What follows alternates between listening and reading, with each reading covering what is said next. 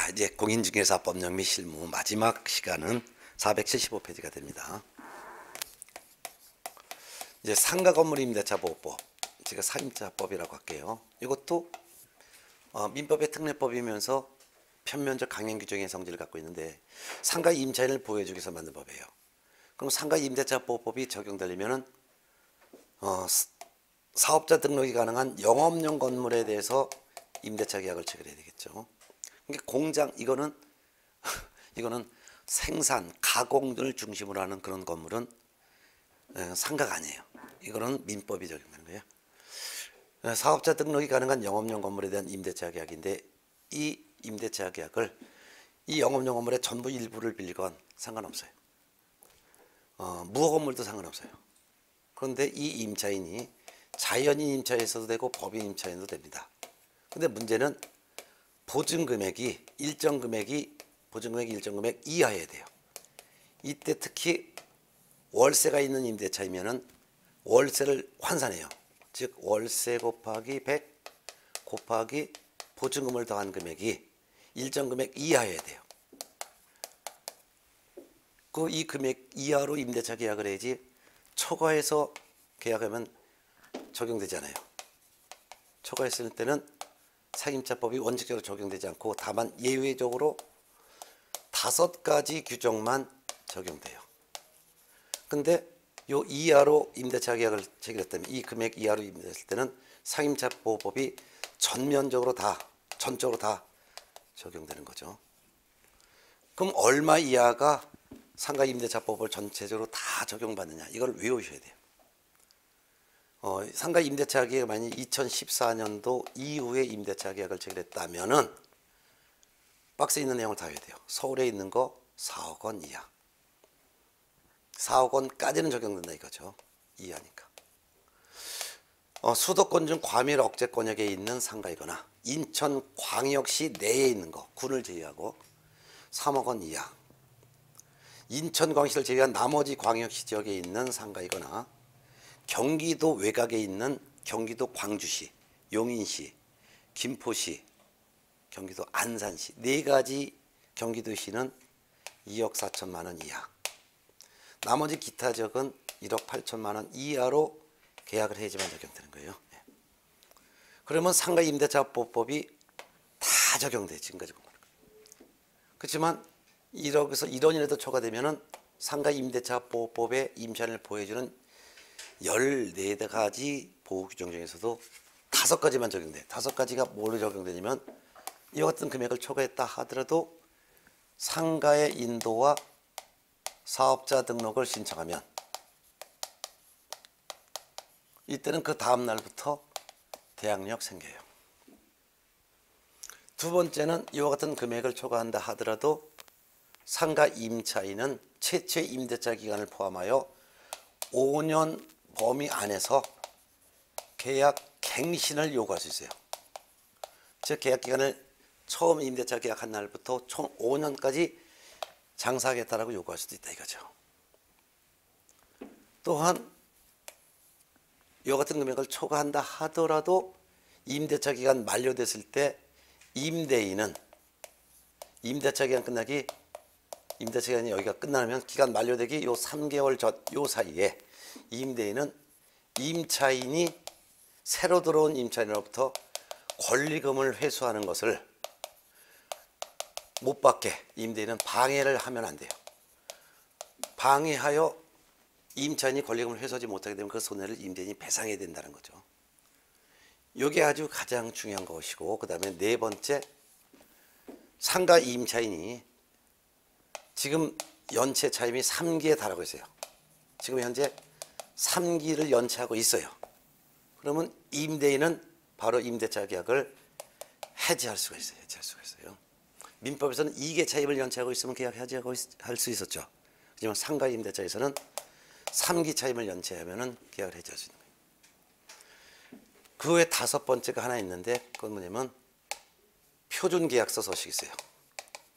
표준계약서는 2가지 표준계약서가 있는데 하나는 권리금에 관련된 표준계약서가 있고 임대차 계약에 대한 표준계약서가 있어요. 권리금 계약서도 있고 임대차 계약서.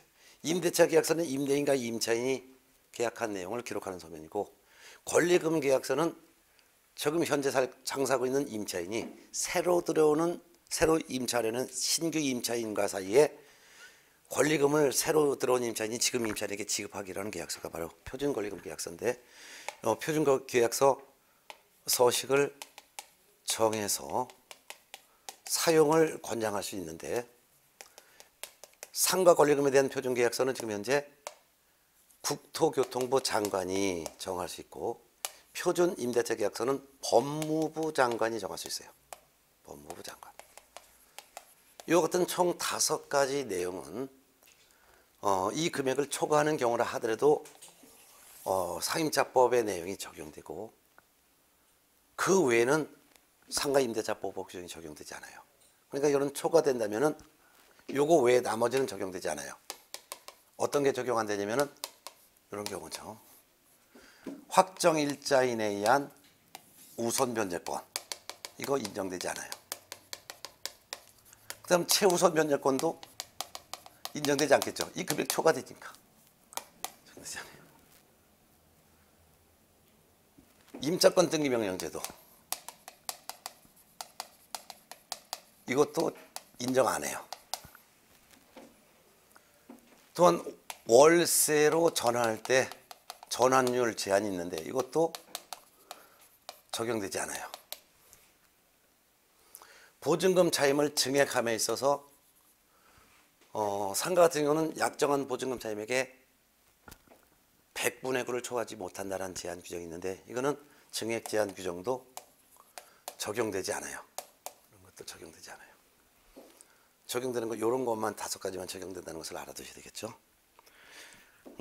이런 내용을 제가 지금 475페이지 기본적인 내용인데, 이건 뭐 무조건 시험에 다 나오니까 이거 모르면은 상임자법은 끝나는 거예요. 기본이니까. 나머지는 이제 존속기간 보장부터 해서 이제 476페이지 쭉 나오는데, 나머지는 상임자법 내용이 주임자법 내용과 거의 유사합니다. 그래서 차이점만 공부하면 돼요.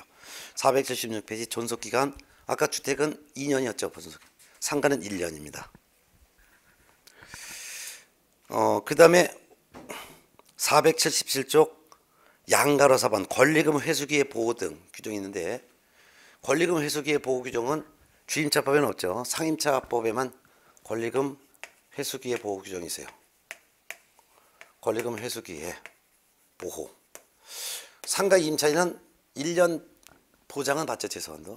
그렇지만 1년 해가지고는 인테리어 비용 다 뽑을 수가 없어요. 그래서 임대차 기간 끝나고 나갈 때 새로 들어온 임차인으로부터 임차인이 권리금을 회수할 수 있도록 보호를 해주고 있어요. 요건 무조건 출제하는 거죠. 뭐. 그럼 이제 권리금이라는 단어는 무슨 말인지 알겠고, 권리금 계약이라는 것도 아까 말씀드렸죠. 권리금 계약. 권리금 계약은 지금 A가 임대인이에요. 그리고 누가 B가 임차인이에요. 상가 임대차 계약 되겠어요. 그럼 임대차 계약이겠죠. 근데 임대차 기간이 1년이 최소는 1년은 보장하지만 추가로 최초 임대차 기간을 포함해서 총 5년은 보장받는다 그랬죠. 예? 계약 기간 연장을 요구하면. 그럼 임대차 기간이 끝났을 때 이제 5년이 되면은 임차인이 임대인에게 나 장사 더 하겠다 아무리 주장해도 임대인의 동의 없이는 기간이 연장되지 않는 거예요. 그럼 기간이 만료되면은 임차인은 상가를 비워주고 나가고, 여기 새로운 임차인이 들어와야 되겠죠. 이를 신규 임차인이라고 불러요. 그런데 지금 현재 임차인이 신규 임차인과 계약을 해요. 즉 여기 상가 쓰고 있는 거 집기 비품 시설 네가 대신 써라. 내가 그 전에 장사하면서 단골 고객 확보한 거 네가 그대로 해. 그 대신 너는 권리금 줘 라고 약속해. 이를 권리금 계약서라, 권리금 계약이라고 해요. 이 권리금 계약이 되게 되는 거예요. 그럼 권리금 누가 주기로 하는 거야? 신규 임차인이 지금 임차인에게 권리금을 지급하기로 하는 계약. 예를 들어서 1억 원 주기로 하면 권리금 계약이 1억 원이야. 자, 이런 거고. 그 다음에 권리금 회수기의 보호라는 것은 임대인은, 상가 임대인은 임대차 기간 끝나기 3개월 전부터 임대차 기간 만료 시까지 요 사이에 지금 임차인 B가 새로 들어온 임차인 C로부터 권리금 받기로 한 계약에 따라 권리금 요구를 받을 수 있는 것을 요 임대인은 요 기간 중에 임대인 A는 권리금을 회수하는 것을 방해해서는 안 되는 거예요. 방해하면 안 돼요. 권리금 못 받게 방해하면 된다니까. 언제? 기간 끝나기 3개월 전부터 임대차 기간 만료 시까지 요 사이에만. 그럼 나머지 요 기간 중에는 권리금 못 받게 방해해도 되는 거예요. 그럼 방해를 하면 안 돼. 방해하는 방법은 뭐가 방해하는 거냐?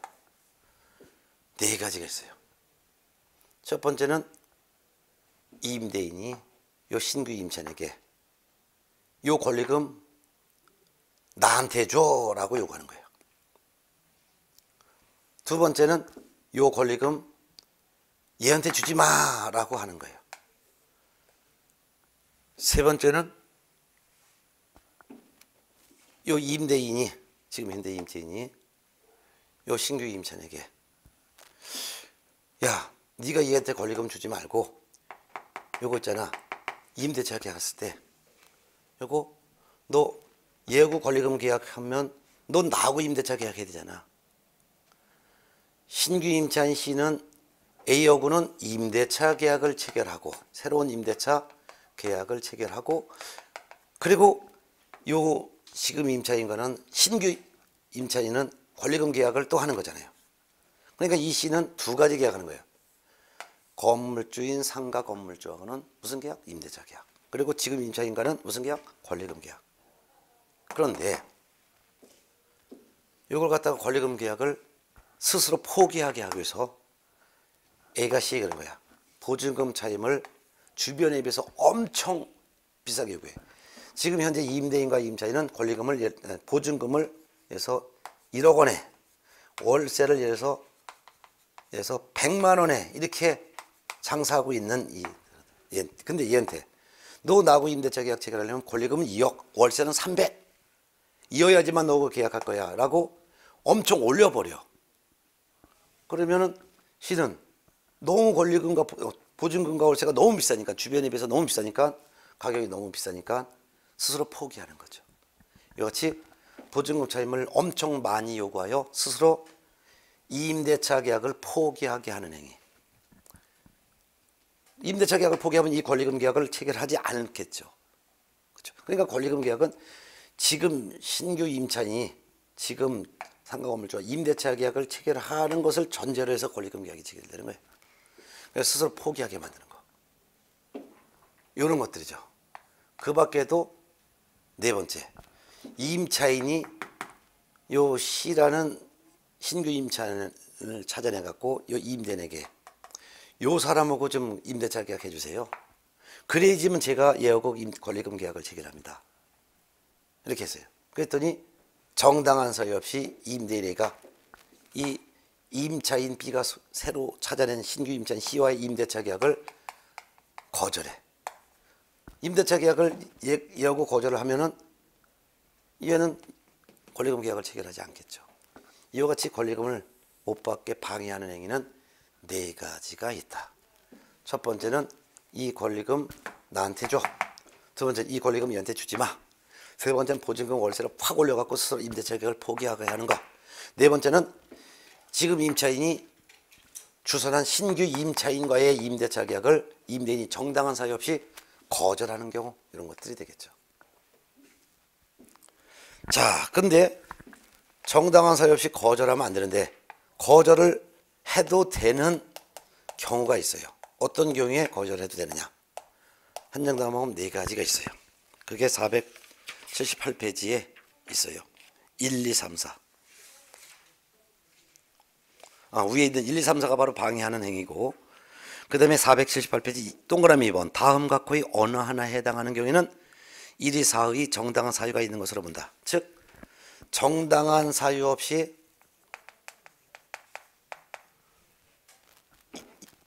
임차인 주선한 C와의 임대차 계약을 임대인은 거절하면 안 되는데, 거절할 수 있는 정당한 사유가 있다 이거예요. 거절할 수 있는 정당한 사유. 어떤 경우냐? 일단 임차인 주선한 C가 얘가 보증금을 줄 능력, 즉 자력이 없는 사람을 속였어요. 또는 임차인 B가 주선한 C가 임대차 계약의 의무를 이행하지 아니할 조폭 같은 사람을 소개시켰어요. 또는 임차인 B가 1년 6개월간 이 상가를 영리 목적으로 사용을 하지 않았어요. 상가를 비웠죠. 그러니까 권리금이 없겠죠. 마지막으로는 임차인 B가 요 A라는 지금 임대인이 소개해준 새로 들어온 임차인, 예를 들면 누가 있냐면 D라고 할게요. 얘를 소개해줬고 얘하고 권리금 계약을 체결했어요. B가. 그리고 권리금 계약 체결하고 권리금을 이미 회수했어요. 이런 경우에는 권리금을 이미 회수했다면 임대인은 임차인이 주선한 C와의 임대차 계약을 체결하지 않고 거절할 수 있다. 이게 거절할 수가 있다 이거죠. 근데 이런 사유가 없었는데도 불구하고 못 받게 권리금을 회수하는 것을 못 받게 방해했어요. 방해해서 임차인 B가 손해를 발생했어요. 그럼 손해를 임대인 A는 배상해야 돼. 근데 B가 A에게 손해배상해라 라고 청구할 수 있는 것은 시효의 제한이 있어요. 즉 임대차 기간 만료 후 3년 이내에 청구해야지, 3년 이내에 청구하지 않으면은 이 청구권은 소멸하는 거예요. 소멸하니까 3년 이내에 청구해야 된다라는 것을 꼭 알아야 되겠죠. 뭐 이런 기본적인 개념 정도 보면 되겠죠. 예, 오른쪽에 표준권리금 계약서 서식, 요거는 표준권리금 계약서는 국토교통부 장관이 정하여 사용을 권장할 수 있고, 표준임대차 계약서는 법무부 장관이 정하여 사용을 권장할 수 있다는 거. 뭐 이런 거는 무조건 다 알아야 되겠죠. 그 다음에 3번 차의 면체화 해지. 임차인이 차의 면체액이 지금 현재 3개에 달하고 있으면 임대인은 계약을 바로 해지할 수 있는 거죠. 그 다음에 이제 4번 임차인이 대항력을 취득할 수 있는 방법. 주택임대차 똑같아요. 즉 상가의 인도와 사업자 등록 지정하면 그 다음 날부터 제3자에 대해서 대항력이 있는 거 똑같고, 481조 5 확정 일자 이내에 의한 우선 변제권도 주택임대차 똑같아요. 즉 대항력을 갖추고 상가 임대차 계약서를 세무서에 가져가서 확정 일자 도장 받으면 경매가 됐을 때 낙찰된 내용에서 후순위 권리자보다 우선해서 보증금 전부를 배당받을 수 있는 권리가 있고, 내용은 주임차와 똑같아요. 482페이지 6번 최우선 변제권도 주택임대차보호법과 똑같아요. 즉 경매 등기 전까지 임차인이 대항 요건 갖춰놓고 보증금액이 소액이라면 낙찰된 상가 건물가액의 2분의 1 범위안에서 보증금 중 일부만은 1순위로 배당받아요. 주택이나 상가는 둘 다 최우선 변제권을 인정받기 위해서는 경매 등기 전까지 대항 요건을 갖춰야 돼. 그리고 보증금액이 소액이면 주택이건 상가건 전부 경락된 금액에, 즉 환가 금액을 경락 금액이라고 그래요. 환가 대금의 2분의 1 범위안에서 보증금 중 일부를 1순위로 배당받는 거죠. 임차권 등기 명령제도 7번인데 이건 주임차법과 똑같고요. 그 다음에 기타 사항으로 오른쪽에 483조 등록상 열람 제공 요청을 할 수 있다는 것은 상가 건물에 이해관계가 있는 사람은 관할 세무서에 가서 지금 현재 상가 건물에 세입자가 있는지, 확정일자 받은 게 있는지, 보증금 얼마인지, 월세는 얼마인지 이런 현황서를 제공해달라고 하거나 또는 자료를 발급해달라고 요청할 수 있고, 이러한 요청이 있을 때 세무서장은 정당한 사유 없이 거절할 수 없습니다. 차임증감 정권, 주택 임대차와 차이점은 내용 다 똑같은데, 주택은 임대차 기간 중에 증액하는 것은 약정한 보증금 차임액의 20분의 1을 초과할 수 없도록 제한했고, 상가는 100분의 9를 초과하지 못한다라고 이렇게 제한이 차이점. 주택은 20분의 1, 상가는 100분의 9 초과하지 못한다. 나머지 내용은 똑같아요. 그 다음에 양가로 3번 월차임 전환시 산정률의 제한. 요거 주택과 좀 차이 있어요. 아까 주택은 연 1할과 기준금리 플러스 3.5% 중에서 낮은 범위. 근데 상가는 한 장 넘어가면 있어요. 연 1할 2푼이에요. 그래서 교재 484쪽 꼭대기에 연 1할 2푼과 그다음에 한국은행에서 공시한 기준금리의 대통령령으로 정하는 배수가 바로 4.5배인데 기준금리의 4.5배를 곱한 거예요. 곱한 거. 그래서 차이점이 주택 같은 경우에 월세로 전환하는 것은 연일할하고 즉 10% 하고 기준금리 플러스 3.5% 요거 두 가지를 비교해서 낮은 범위 내에서 전환되는 거예요. 근데 상가 같은 경우는 연일할 2푼 연일할 2푼이니까 12% 보증금의 12% 오고 그 다음에 기준금리에 곱하기 더하는 게 아니라 곱하기 4.5% 요거 중에서 낮은 범위를 초과할 수 없다. 이 차이점을 꼭 알아두셔야죠. 100% 시험 나와요. 주택 같은 경우는 증액하는 거 기간 중에 증액하는 거 20분의 1 범위 내에서 상가는 임대차 기간 중에 증액하는 것은 100분의 9 범위 내에서만 월세 보증금 증액하는 거 차이점. 자 이렇게 했습니다. 그 다음에 이렇게 해서 봤고 상임자법 정리했고 그 다음에 이제 교재 485페이지 경매 공매 보겠습니다. 485페이지. 네. 경매와 공매에서는 한 문제 정도가 나오는데 특히 경매에서 한 문제를 냈고 공매에서는 거의 출제 안 합니다. 여기를 중점적으로 알아두셔야 돼요. 네. 경매 의의는 뭐 다 아실 거고 경매 종류도 알 거고 경매 진행 방식을 볼게요. 양가로서 한번 경매 진행 방식 별표 넣으셨죠? 경매는 채무자가 채무를 변제하지 않았기 때문에 채권자가 이 채무자의 부동산 소재지 법원에다가 팔아주세요라고 경매 신청하는 거죠. 경매 신청할 때 물권자가 경매 신청을 했으면은 이를 임의경매, 채권자인 임차권자 또는 가압류권자가 신청했으면 이를 강제경매라고 하는 건 아시겠고, 경매 신청을 받은 법원에서 매각을 해요. 매각 파는 방식이 세 가지가 있다 이거죠. 하나는 기일 입찰 방식. 이거는 이제 입찰 기일날 입찰도 하고 그날 개찰까지 해서 누가 낙찰자가 된지를 하루에 다 아는 거. 기간 입찰 방식 있죠. 이거는 한 2주 정도 기간 동안 입찰에 자유롭게 참가해요. 그리고 별도로 날짜를 정해서 개찰하는 것을 기간 입찰. 그 다음에 호가 경매는 입찰 기일날 가격을 호창해서 즉 떠들어 가장 높은 금액으로 사겠다라고 말한 사람을 낙찰자로 결정하는 거. 요 세 가지 중에서 한 가지를 법원이 선택하는 거예요. 이것도 다 할 수 있어요. 이 중에 선택하니까. 그 중에서 이제 권리 분석이 나오는데, 그럼 법원에서 이 물건 팝니다라고 하면은 이 부동산은 최저 매각 가격이 얼마입니다. 이래서 최저 매각 금액이 3억 원이에요. 그러면 최소 3억 이상으로 입찰 참가해야 돼요. 그리고 입찰 참가자 중에서 가장 높은 금액으로 입찰 참가한 사람을 최고가 매수 신고인으로 결정해서 최고가 매수 신고인이 나중에 대금을 납부하면 소유권을 취득하게 하는 제도가 바로 경매인데, 그러면 이 경매 채무자가 채무를 변제하지 않았을 때 이 채무자의 부동산, 이게 경매에 나와 있는 거죠. 또는 이 채무자의 물상 보증인, 즉 채무자의 물상 보증인의 부동산이 경매 나올 수도 있죠. 그럼 이 경매 부동산이 경매 나왔을 때, 물건이 경매 나왔을 때,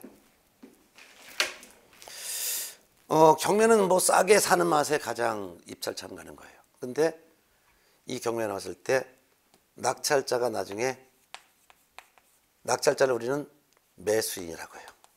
매수인이 대금을 완납하면 완납 즉시 매각의 목적인 권리인 소유권이라는 권리를 취득을 해요. 무슨 권리? 소유권. 그럼 소유권을 취득하고 이 경매에 붙여진 부동산에 제한 권리들이 있겠죠. 이 부동산에 지금 세입자가 살고 있다든가 가압류가 있다든가 저당이 잡혔다든가 유치권자가 있다든가 이런 것들을 낙찰자인 매수인이 인수해야 될지 말지를 판단하는 것을 권리분석이라고 해요. 권리분석할 때는 경매가 종결됐을 때, 이게 바로 경매가 종결인데, 경매가 종결된다면 매수인이 무조건 인수해야 될 권리가 있어요. 인수해야 된다는 것은 무조건 떠나야 된다는 거. 근데 반대로 인수하지 않고 무조건 소재가 되는 게 있어요. 소재를 소멸이라고도 해요. 소멸되는 권리가 있어요. 요거를 찾아야 돼요. 무조건 소멸되는 인수되는 권리와 무조건 소멸되는 권리가 있는데, 무조건 인수되는 권리는 경매 등기 전까지 점유를 개시한 유치권이에요. 물론 법정지상권, 분묘기지권도 있지만 요거 하나만 알아두면 돼요. 그 대신 이거는 경매 등기 전부터 점유를 개시한 유치권만을 말하는 거예요. 경매 등기가 된 이후부터 점유한 유치권은 가짜예요. 이거는 매각으로 소멸됩니다.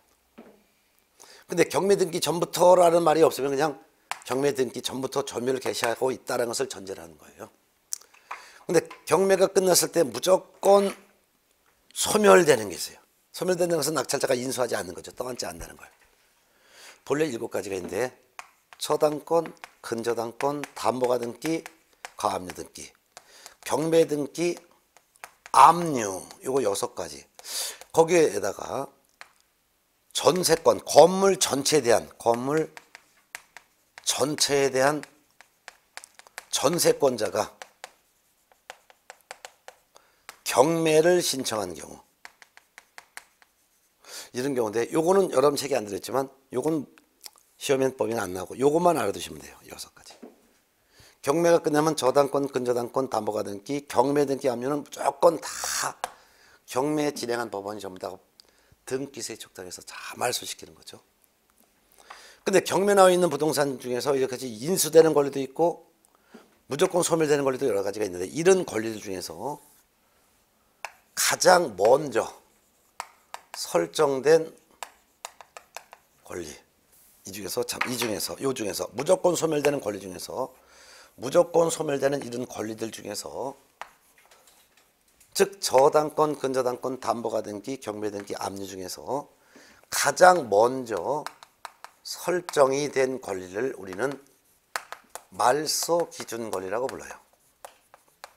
그리고 말소 기준 권리와 함께 이후에 설정된 거는 전부 다가 다 소멸되는 거예요. 그리고 말소 기준 권리보다 먼저 설정된 권리, 먼저 설정된 거, 이거는 낙찰자가 이건 인수해야 되는 거예요. 인수 떠안아야 된다는 거죠. 이렇게 이제 분석하면 끝이죠. 그래서 우리가 제가 2월달에 그 경매 이거 내용 설명하면서 예를 들었을 거예요. 만약 이 부동산이 경매 나와 있는 건데 채무자가 A다, 부동산 소유자. 근데 1순위로다가 여기 임차인이 B가 있더라. 대항 요건 갖춰서 대항력도 있고 확정일자를 갖춰서 우선 변제할 것도 있더라.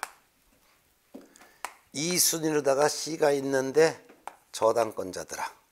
임차인이 1억 원, 저당권자도 1억 원이 있더라.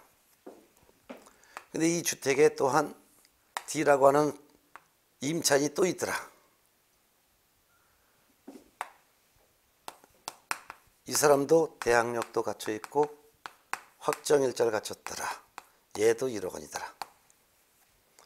근데 네 번째 유치권자가 있더라. 공사대금 달라고 1억 달라고 주장하고 있더라. 이 부동산이 주변 시세가 예를 들어서 8억이더라. 근데 법원에서 정한 최저 매각 가격이 이게 얼마 나왔냐? 예를 들어서 4억에 나왔더라. 그럼 어느 정도 선에서 사는 게 되는데 4억 정도 너무 싼가요? 그럼 5억 정도 할게요.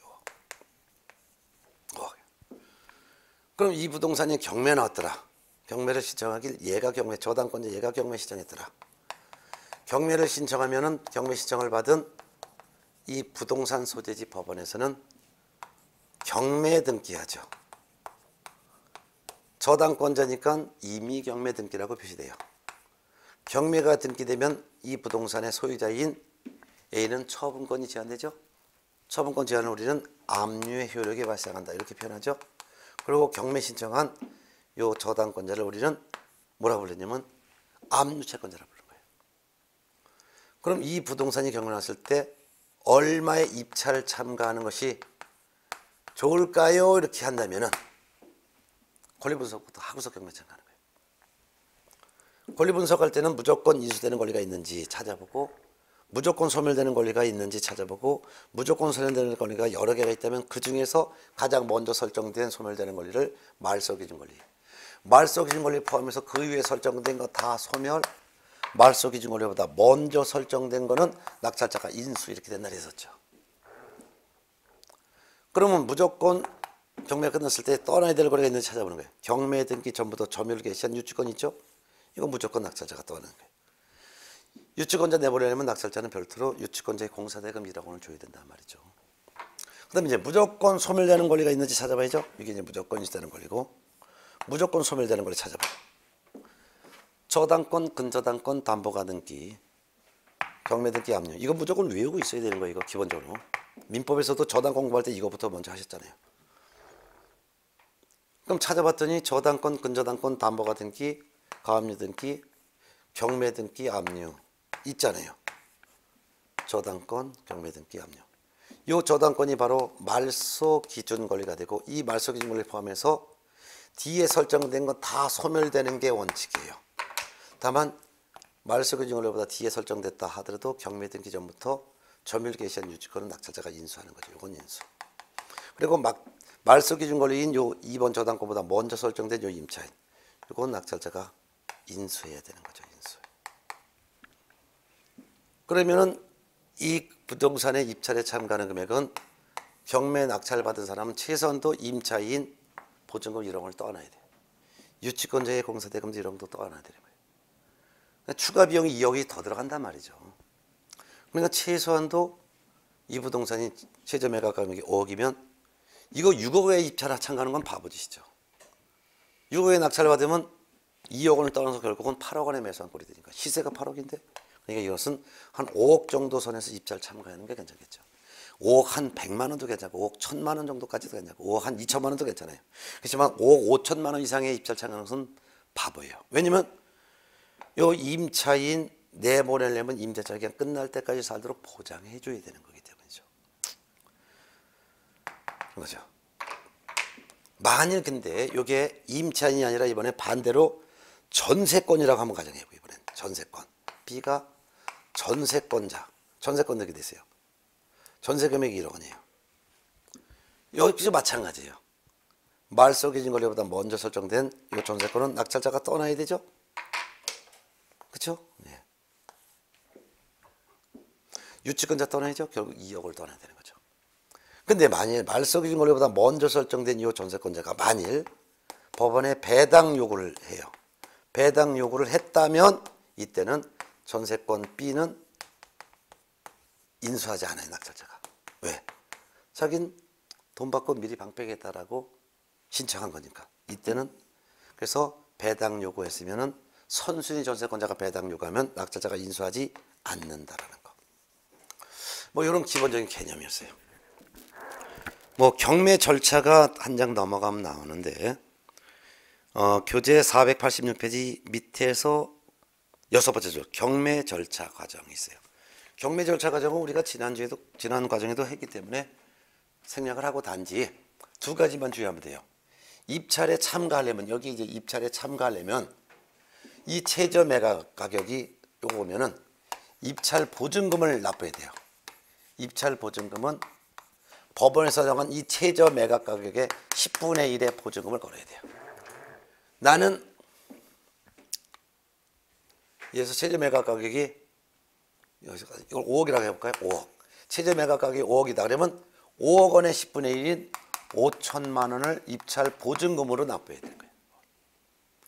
나는 5억 2천만 원에 입찰을 신청한다. 즉 매수 신청할 때 매수 신청 금액은 5억 2천만 원이라 하더라도 이 금액의 10분의 1의 보증금을 납부하는 게 아니라 법원에서 정한 이 최저 매각 가격의 10분의 1의 보증금을 납부한다는 거 꼭 참고하셔야 돼요. 자, 그래서 5억 2천만 원의 입찰 참가했어도 보증금은 5천만 원 납부한 거예요. 근데 5억 2천만 원의 입찰 참가해서 낙찰이 됐다. 그러면 5억 2천만 원이 낙찰됐으면 5억 2천만 원에서 입찰 보증금 이미 낸 거 보증금 5천만 원 있죠? 요걸 빼면 얼마가 나머지 잔금이 되는 거예요. 잔금은 4억 7천만 원이 되는 거죠? 4억 7천만 원을 걸 일시불로 납부해야 돼요. 분할 납부가 안 돼요. 그럼 이 사람이 낙찰을 받았다 칠게요. 예를 들어서 F라는 사람, 이 사람이 낙찰을 받았으면 이 사람을 경매에서는 매수인이라 불러요. 우리가 보통 통상적으로 낙찰자라고 하지만 법에서 낙찰자라는 단어가 없어요. 그래서 낙찰받은 사람을 매수인이라고 하는데, 요 낙찰에 대해서 요거에 대해서 불만을 가져. 요 낙찰 요거에 대한 불만을 가져. 요 낙찰에 대한 불만을 갖는 것을 우리는 이의 신청이라고 불러요. 이의 신청. 근데 이 신청을 하려면 공탁을 해야 돼. 돈을 공탁해야 되는 거예요. 공탁은 매각 가격이 얼마예요? 5억 2천이죠? 요거. 그래서 매각 금액에 이게 얼마였어요? 5억 2천만 원. 만 원에 10분의 1을 공탁해야 돼. 그 결국 얼마예요? 5,200만 원을 공탁을 해야지만 항고를 할 수 있다는 거. 이의제기를, 이의신청을 법에서는 이의신청이라고 부르지 않고 항고라고 해요. 항고. 그래서 항고하려면 항고 공탁금을 내야 되는데, 항고 공탁금은 매각 금액의 10분의 1이라는 거 꼭 알아두셨죠. 이 정도 하고 나머지는 우리가 2월 달에 했던 내용 참고하시면 될 것 같아요. 마지막으로 이제 490페이지 제6절 매수 신청 대리인 등록에 관한 규칙. 여기서 이제 한 문제가 나오면 총 40문제가 끝나는 건데, 요거 책을 그냥 정리할게요. 그것도 아마 다 별표가 돼 있을 거예요. 제가 수업하면서 중요한 부분 별표 쓰니까. 자, 490페이지 보세요. 제6절 매수 신청 대리인 등록에 관한 규칙. 법률의 근거가 있는데, 이건 뭐냐면 우리가 공인중개사법 14조 2항에서 있는 내용이에요. 법인 및 공인중개사인 개업 공인중개사는 민사집행법에 의한 경매 및 국세징수법 그 밖의 법령의 규정에 의한 공매 대상 부동산에 대하여 권리분석 및 취득의 알선과 매수 신청 또는 입찰 신청의 대리를 할 수 있다. 그런데 그 중에서도 경매 대상 부동산에 대하여 매수 신청 또는 입찰 신청의 대리를 하고자 하는 때는 대법원 규칙이 정하는 요건을 갖추어 법원에 등록을 하고 감독을 받아야 한다. 즉 경매에 붙여진 부동산에 대해서 매수 신청을 대신 또는 입찰 신청을 대신하고자 할 때는 먼저 개공의 사무소가 소재하는 지방법원장한테 가서 매수 신청 대리인 등록을 하고 또한 업무하면서도 감독을 받아야 한다 라는 규정을 우리가 공인중개사법령에서 배우셨죠. 이 내용은 아주 어디도 나와 있냐면 139페이지에서 우리가 했었어요. 139페이지 위에서 동그라미 6번 꼭대기에서 139페이지 첫 위에서 꼭대기부터 한 13줄 번째 줄까지 그냥 다 이미 설명했던 거 있죠. 자, 근데 매수신청 대리 등록을 하는 목적은 경매 붙여진 부동산을 입찰 대신하러 나가는 거죠. 그를 목적으로 매수신청 대리 등록하는 거예요. 그럼 2번은 생략하고 3번 매수신청 대리인 등록, 양글 1번 매수신청 대리인 등록을 신청할 수 있는 사람은 누가 가능하냐? 법인 및 공인중개사인 개공만 가능합니다. 즉 법개공과 공개공만 매수신청 대리 등록을 할 수 있어요. 개공 중에서 모든 개공이 매수신청 대리인 등록을 할 수 있는 게 아니라 법개공과 공개공만 할 수 있다 이거예요. 왜? 부개공은 할 수 없어요. 그 이유는 부칙 6조 2항에 부개공은 경매 및 공매 대상 부동산에 대하여 권리분석 및 취득의 알선을 할 수 없고 매수신청 또는 입찰 신청의 대리를 할 수 없다라고 별도로 규정을 했기 때문이죠. 그래서 개공 중에서도 법개공, 공개공만 매수신청 대리인 등록을 하여 위민을 대신해서 입찰 참가를 대신할 수 있는 거예요. 또한 소공도 매수신청 대리인 등록할 수 없어요. 또한 아무리 공인중개사라 하더라도 중개사무소 개설 등록을 하지 아니한 자는 매수신청 대리인 등록을 할 수 없는 거죠. 결국 매수신청 대리인 등록하려면 법개공으로 먼저 중개사무소 등록하거나 공개공으로 중개사무소 개설 등록을 먼저 해야만 되는 거예요. 그래서 법개공으로 중개사무소 개설 등록하였거나 또는 공개공으로 중개사무소 개설 등록을 한 개공만 매수신청 대리인 등록할 수 있는 거예요. 근데 아무리 법개공, 공개공이라 하더라도 반가로 2번 매수신청 대리인 등록을 할 수 없는 결격 사유가 있어요. 박스를 봤더니 1번 매수신청 대리 업무와 관련하여 매수신청 대리인 등록이 취소된 후 3년이 경과되지 아니한 사람은 매수신청 대리 등록하고 나서 등록 취소되면 3년 동안 다시 매수신청 대리 등록할 수 없다 이거예요. 다만 가로 열고 중개업의 배업 신고로 인하여 매수신청 대리인 등록이 취소된 경우에는 그렇지 않습니다. 매수신청 대리 업무는 중개업을 하고 있어야지만 매수신청 대리 업무도 같이 하는 거예요. 중개업을 못한다든가 하면은 매수신청 대리 업무도 못하는 거예요. 그럼 중개사무소 개설 등록 취소 처분을 받으면은 매수신청 대리인 등록도 같이 취소돼요. 이때는 3년 동안 다시 매수신청 대리 등록 못해요. 근데 등록 취소, 중개업에 대한 등록 취소 받은 게 아니라 개공이 스스로 폐업 신고했다 이거예요. 자진해서. 그럼 자진해서 중개업을 폐업 신고했으니까 중개업 못하죠. 중개업 등록의 효력이 없어졌죠. 그럼 매수신청 대리인 등록도 같이 취소가 돼요. 이와 같은 경우에는 자기 스스로 원해서 폐업 신고하여 매수신청 대리인 등록이 취소된 경우니 이때는 중개사무소 개설 등록을 다시 곧바로 하고 다시 매수신청 대리인 등록도 할 수 있다는 뜻입니다. 예. 요 정도만 알아두면 될 것 같아요. 그 다음에 오른쪽에 양가로 2번 491종 매수신청 대리인 등록기관은 지방법원장입니다. 즉 읽어볼게요. 경매 물건에 대한 매수신청 대리인이 되고자 하는 개공은 중개사무소 그리고 중개법인이라는 것은 법개공을 말합니다. 법개공의 경우에는 주된 중개사무소가 있는 곳을 관할하는 지방법원장에게 매수신청 대리인 등록을 해야 합니다.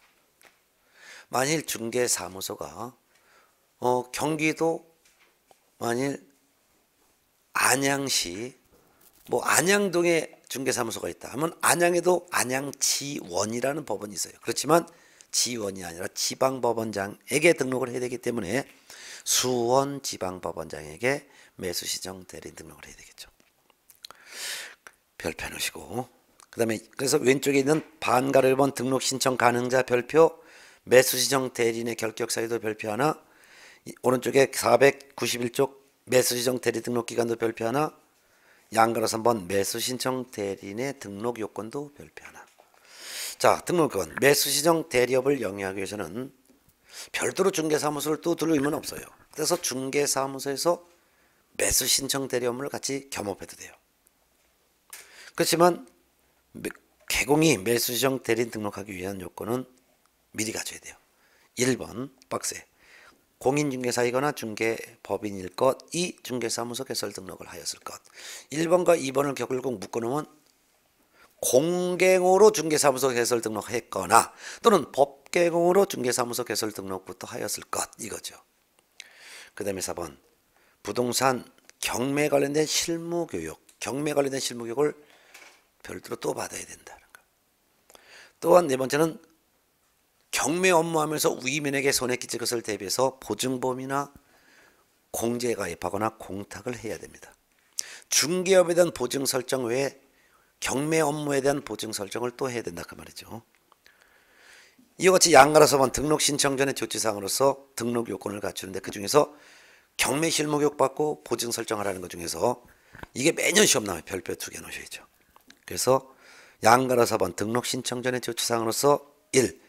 경매 실무 교육이 있어요. 누구냐? 이수임자는 매수 신청 대리인 등록을 신청하고자 하는 공개공과 가로열고 법개공의 경우에는 대표자는 매수 신청 대리인 등록 신청일 전 1년 이내에 법원 행정처장이 지정하는 교육기관에서 경매 관련된 실무교육을 미리 받아야 합니다.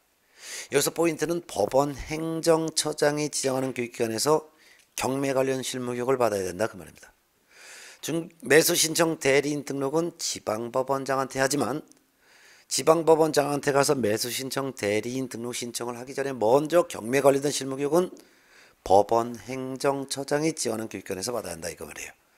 법원 행정처 등이 지정하는 교육기관이란 부동산학과가 개설된 대학과 공인중개사 협회를 의미합니다.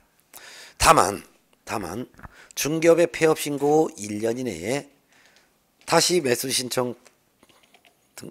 등록을 신청하고자 할 때는 그렇지 않습니다. 넘어갈게요. 참고적으로 492쪽 중개업에 대한 실무교육은 등록 신청하는 공인중개사와 법인이 등록 신청할 때는 대표자 임원 사원 1,000원이 다 중개 업무에 대한 실무교육을 받아야 돼요. 그렇지만 매수 신청 대리 등록에 필요한 경매 실무교육은 공개공과 법계공에서는 대표자만 경매 관련 실무교육을 받아야 될 의무가 있고 법인의 대표자를 제외한 임원, 사원, 소공, 책임자는 경매 실무교육 이수 의무가 없습니다. 공개공의 경우에도 개공만 경매 실무교육 이수 의무가 있고 또한 소공은 경매 관련 실무교육 이수 의무가 없습니다. 구분을 해서 꼭 알아두세요. 그 다음에 중간에 반가로 입은 손해배상 책임의 보치 보증 설정이에요.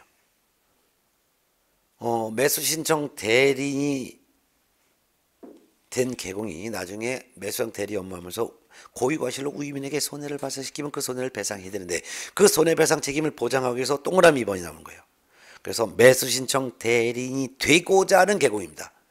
매수신청 대리된 개공 하면 틀리고 매수신청 대리인이 되고자 하는 개공은 그 말은 결국 뭐야? 매수신청 대리인 등록을 신청하려는 개공은 그 말입니다. 손해배상 책임을 보장하기 위해서 보증보험 또는 공제 공탁을 해야 됩니다. 얼마? 법개공은 2억 이상, 분사무소는 한 소당 1억 원 이상 추가 설정, 공개공 1억 원 이상. 그럼 보증 설정 금액과 방법은 중개업에 대한 보증 설정 방법 금액과 매수 신청 대리에 대한 보증 설정 방법 금액이 똑같아요. 다만 보증 설정을 언제 해야 되는지 시기만 다른데 그게 바로 밑에 참고해 놓으세요. 별표 꼭 해놓으셔야 돼요. 중개업에 대한 보증 설정은 중개사무소 개설 등록을 한 후 업무 개시 전에 해야 됩니다. 그런데 매수신청 대리 업무에 대한 보증 설정은 매수신청 대리인 등록을 신청하기 전에 미리 해야 된다는 차이점을 꼭 구분해 두시고 보증 설정 금액, 방법, 내용 다 똑같습니다. 오른쪽에 교재 493쪽 매수신청 대리인 등록 절차가 나오는데 매수신청 대리인 등록 신청하려면 등록 신청 서류를 지방법원장한테 제출합니다. 지방법원장한테 제출하는데 이때 첨부하는 서류는 매수신청 대리인 등록을 신청하는 개공의 공인중개사 자격증 사본도 제출합니다. 중개사무소 개설 등록 신청할 때는 자격증 사본을 제출하지 않지만 이때는 시군구청장한테 하기 때문에 시군구청장이 시도지사에게 직접 확인 요청합니다. 그래서 중개사무소 등록 신청할 때는 자격증 사본 안 냅니다. 그렇지만 매수신청 대리인 등록 신청은 법원에 하는 것입니다. 법원에 하는 거기 때문에 개공의 자격증 사본을 반드시 첨부하는 차이점이 있다는 것만 좀 주의해서 알아두시고 그 다음에 중개업 등록 신청할 때는 중개업에 대한 보증 설정 서류 제출하지 않습니다. 왜? 중개업 등록 신청할 때는 보증 설정 자체가 불가능하기 때문이죠.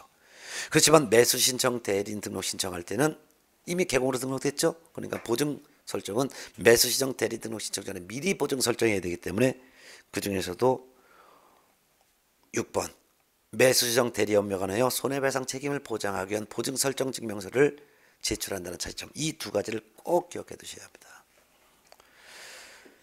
그 등록 처분 반가로서 한번 나오세요. 등록 신청을 받은 지방법원장은 14일 이내에 매수신청 대리인 등록을 해주고 매수신청 대리인 등록증도 교부해줍니다. 그러면 양 반가로서 4번 매수신청 대리인 등록증 서류를 사무소 안에 보기 쉬운 곳에 계셔야 돼요. 중개사무소에서는 중개업에 대한 4가지 서류를 게시했죠. 중개업에 대한 게시서류 등자보수 등, 중개사무소 등록증 원본, 자 공인중개사 자격증 원본, 보 중개업에 대한 보증서류, 수 중개보수표. 그 외에 매수신청 대리 업무에 대한 3가지 서류를 또 추가로 게시해야 됩니다.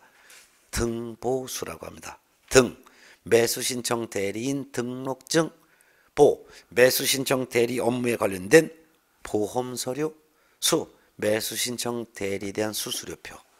결국은 중개 업무에 대한 4가지 서류, 매수 신청 대리 업무에 대한 3가지 서류, 합쳐서 7가지 종류의 서류를 계셔야 된다 그 말이죠. 넘어갑니다. 교재 494쪽 3번 매수 신청 대리 업무의 내용 별표 놓으세요. 매수 신청 대리 업무의 내용 중에서 양거 1번 매수 신청 대리 대상물의 범위는 토건 입공강입니다. 중개 대상물의 범위도 토건 입공강, 법원에서 경매물건 파는 것도 대신 사줄 수 있는 것은 토건 입공강. 따라서 대신 입찰창에서 대신 사주는 물건도 토건 입공강 똑같습니다. 중개 대상물의 범위와 매수정 대리 대상물은 같다는 거예요. 양가로 2번 매수정 대리인의 업무 범위 무지무지하게 중요하고 별표 2개. 매수정 대리인으로 등록된 개공은 우임인으로부터 우임을 받아서 그 매각기일 날 대신 법정에 나가서 매각기일 하는 것만 대신할 수 있습니다. 입찰기일 날 하는 것만 대신한다는 거예요. 그래서 입찰기일 날 하는 게 아니라면 대신 못합니다. 그래서 매각기일을 변경한다는 일. 매각기일 변경은 입찰기일 전에 변경 신청해야 되는 거예요. 또는 매각기일을 연기 신청하는 것도 매각기일 이전에 이미 연기 신청해야 돼. 매각기일 날 연기해 주세요. 이건 안 된단 말이에요. 그래서 매각기일의 변경 연기는 그 전에 해야 되는 거니까 이거는 입찰기일 날 하는 게 아니에요. 그러니까 대신할 수 없습니다. 항고 제기, 대금 납부, 명도 소송, 인도 명령 뭐 이런 것들은 매각기일 날 하는 게 아니죠. 이런 건 못합니다. 그러면 매각기일 날 하는 것은 다 대신할 수 있다라고 보면 되는 거예요. 그럼 1번 뭐냐? 매수 신청 보증금 제공 대신. 2번 입찰표 작성해서 제출한 거 대신. 3번 차순위 매수 신고도 대신. 4번째 매수 신청 보증 돌려달라고 요구하는 거 대신. 즉 낙찰받지 못했을 때 냈던 보증금 돌려달라고 요구하는 거 대신. 5번 공유 지분 경유 나왔을 때 공유자의 우선 매수 신고를 대신. 6번째 임차인의 임대주택 우선 매수 신고. 요거는 임차인의 임대주택은 모든 임차인이 우선 매수 신고 있다는 것이 아니라 임대주택법에 규정되어 있는 임대주택만 해당되는 거예요. 그래서 임대주택법에 규정되어 있는 임대주택에 살고 있는 임차인이 그 주택이 경매 났을 때 누구보다도 먼저 살 수 있는 권리가 있는데 이를 임대주택법상 임차인의 우선 매수 청구권인데요. 이를 매수 신청 대리 등록한 경우에 대신해 줄 수도 있고 7번 마지막에 차수리 매수 신고인의 지를 포기하는 거. 이것이 전부 다 입찰기일 하는 것만 대신할 수 있다 이거죠. 근데 오른쪽에 495쪽 양가로서 번 매수 신청 대리권의 행사 중요합니다. 별표. 매각장소 출석 개공이 직접 법정에 출석을 해야지 소공이나 보존에게 대신 출석하게 할 수는 없다라는 거. 그 대신 반가로 번 대리권 증명문서는 매사건마다 나는 우임으로부터 대리권을 수여받아서 대신 참석하는 사람이다라는 것을 우임증명서를 매사건마다 제출해야 돼요. 매사건마다. 다만 같은 날 같은 장소에서 대리행위를 동시에 할 때는 하나의 서면으로 가름할 수는 있습니다. 또한 양가로서 본 매수정 대리인의 업무상 의무로서 사건 카드를 작성해서 보관해야 돼요. 사건 카드는 우임인의 인적사항을 기록한 내용을 사건 카드라고 하는데 거기다가 개공의 이름 쓰고 도장 찍는다. 이 도장은 중개인이 사용할 등록한 인장 그 도장을 사용해야 되는 거죠. 그래서 반가로 2번 등록인장 사용 의무. 따라서 매수신청 대리 업무하기 위해서 별도의 인장을 등록하는 것은 아닙니다. 별표 해놓으세요. 그 다음에 반가로 3번 매수신청 대리 대상물의 확인 설명 의무도 별표 놓으세요. 자, 매수신청 대리 등록한 개공은 매수신청 대리 우임계약을 체결하기 전에 밑줄 주세요. 우임계약 체결하기 전에 수수료에 대해서 미리 설명을 해야 됩니다. 그 다음에 우임을 받은 경우 이것도 밑줄 주세요. 우임을 받았을 때는 우임받은 경매물건에 대해서 설명해야 되는데 그게 바로 5가지입니다. 물권, 경제부, 물, 대상 물, 대상 물건의 표시, 어디에 소지한 물건, 권, 권리관계, 그 다음에 경제적 가치, 공법상 제한받는 내용, 부담 및 인수에 대할 권리가 있는지 없는지 이걸 갖다가 우임을 받았을 때 성실 정확하게 설명하고 근거자를 제시해야 되죠. 또한 동그라미 2번 개공은 우임계약을 체결한 경우 우임계약을 체결한 경우를 밑줄주시고 우임인에게 설명한 내용을 서면으로 작성하는데 이 서면이 바로 매수신청 대리대상물 확인설명서라고 합니다. 이 매수시정 대리대상물 확인 설명서를 작성해서 우이민에게 교부하고 여기 서명 날이라는데 이때 날이는 중개행위에 사용할 등록인장을 사용해야 되는 거죠. 그리고 매수시정 대리대상물 확인 설명서와 아까 사건카드 있죠. 그걸 같이 철에서 5년간 보존해야 됩니다. 넘어갑니다. 신고 의무 생략하고 496쪽 반가로 본 금쟁이 아주 중요한 건 별표 2개. 매수시정 대리 등록한 개공이 다음 행위를 해서는 안 된다. 하게 되면 매수시정 대리 등록을 취소할 수 있는데요. 아주 중요합니다. 첫 번째는 이중으로 매수신청 대리인 등록 신청하는 행위 해서는 안 되고요. 2번 매수신청 대리인이 된 사건에 있어서 매수신청인으로서 매수신청을 해서도 안 되고, 세 번째는 동일 부동산에 대하여 이해관계가 다른 2인 이상의 대리인이 돼서도 안 되고, 네 번째는 명의 대여 또는 등록증 대여 양도해도 안 되고, 다섯 번째는 다른 계공의 명의를 사용해도 안 되고, 여섯 번째는 입찰 방해해도 안 되며, 일곱 번째는 사건카드 확인 설명서 등의 허위 내용 기재도 안 됩니다. 이런 것들을 해서는 안 되는 거죠. 또한 6번 법원 휘장 등의 표시도 해도 안 됩니다. 기억번 매수신청 대리 등록한 계공은 사무소 명칭이나 간판에 고유한 지명 등 법원 행정처장이 인정하는 특별한 경우를 제외하고는 법원의 명칭이나 법원의 휘장을 표시는 안 됩니다. 그렇다면 반대로 얘기하면 법원 행정처장이 인정하면은 해도 된다는 거예요. 인정하지 않으면 휘장이나 명칭, 법원 명칭 사용하지 못한다 이거죠. 또한 니은번 아주 중요합니다. 거기다 별표, 기억, 니은 다 별표하세요. 계공은 매수신청 대리인 등록이 취소됐어요. 그러면 사무실 내외부에 매수시정 대리 업무를 한다는 표시를 전부 제거에다 밑줄 제거하고, 매수시정 대리된 업무정지 처분을 받았을 때는 업무정지 받은 사실을 출입문에 표시해야 됩니다. 참고적으로 매수시정 대리된 업무정지 기간은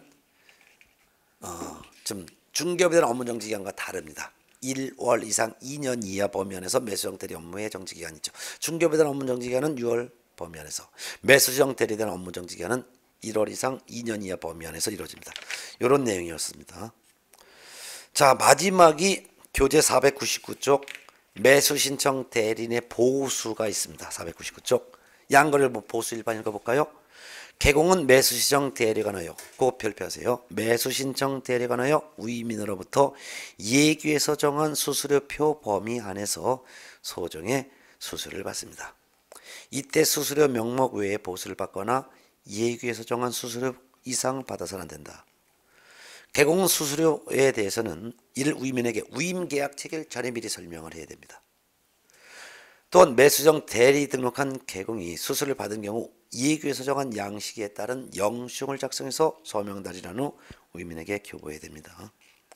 그럼 이 수수료 즉 보수의 종류가 수수료와 실비가 있는데, 그 수수료 실비에 대한 표가 한 장 넘어가면 500페이지에 있습니다. 이 수수료 보수에 대한 표는 외우지 않아도 되고 시험에 나오지는 않습니다. 단지 여러분이 내가 중개업 등록을 하고 그 다음에 매수시정 대리 등록까지 한다면 매수시정 대리 업무했을 때 어떻게 보수를 받을지를 이렇게 표로 만들어 놨을 뿐입니다. 이건 참고적으로 보시면 되겠습니다. 자, 여기까지 해서 공인중개사법 및 중개실무를 한 부분도 빠짐없이 완벽하게 다 정리했습니다. 이와 같은 3, 4월 과정 강의만 들어도 실수로 1개 정도는 틀려도 2개 이상 틀린 사람은 없습니다. 제 수업 듣고서 90점 미만을 나온다는 것은 도저히 이해가 안 가는 상황입니다. 제가 시험 나올 건 다 정리해드렸고, 이 최소한도 기초 설명만은 꼭 알고 가실 것을 당부합니다. 5, 6월 달 다음 과정에는요, 시험에 나올 수 있는 부분만 이론을 별도로 정리해드립니다. 그리고 문제도 좀 풀고 그러면은 아마 거의 대부분은 5, 6월 달 과정까지 끝나면은 1차 과목은 보통 한 75점에서 80점 정도가 평균 나오고, 2차 과목은 5, 6월 달 강의 끝나면 보통 85점 정도는 보통 나옵니다. 근데 이제 이거를 그대로 시험장까지 가져가는 거예요. 가져가는 것은 계속 반복입니다. 그래서 공부하고서 바로 문제 풀면은 거의 대부분 10개 중에서 8개는 맞춰요. 근데 문제는 시간이 지나면 다 까먹습니다. 그래서 반복을 하는 수밖에 없는데, 시험에 나오는 것을 정리해서 반복시켜 드리겠습니다. 자, 그럼 다음 과정에서 다시 뵙겠습니다. 수고하셨습니다.